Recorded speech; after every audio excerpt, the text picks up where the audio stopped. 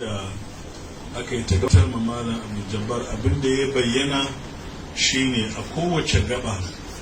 duk tambayar da aka gabatar ma Malam Abdul Jabbar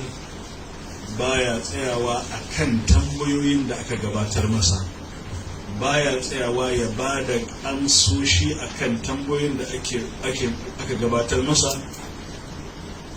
saboda da farko yana cewa babu isasshen lokaci, na biyu yana cewa a tsaya a kan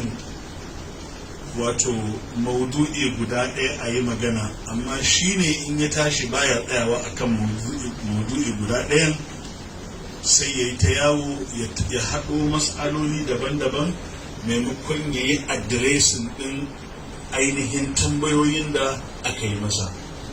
Sannan kuma abin da ake bukata a kan waɗansu tambayoyin shine cewa in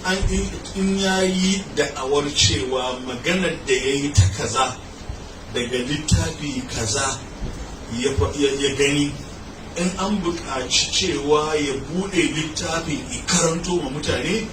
still sai ya ba da uzurin cewa babu lokacin da zai buɗo littafin karanto mutane. Waɗannan dai duk waɗanda suke wannan wuri sun san abin da yake faruwa, don haka wato ainihin misali in abin da nake faɗa ƙarya ne, duk wanda suke nan sun gani. Ai an ba kowa dama,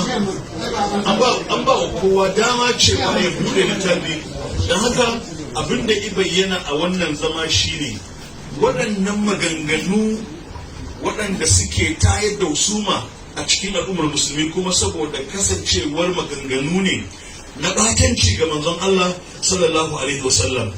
wanda wato Malam Jabbar yake gabatarwa a karatuttukansa da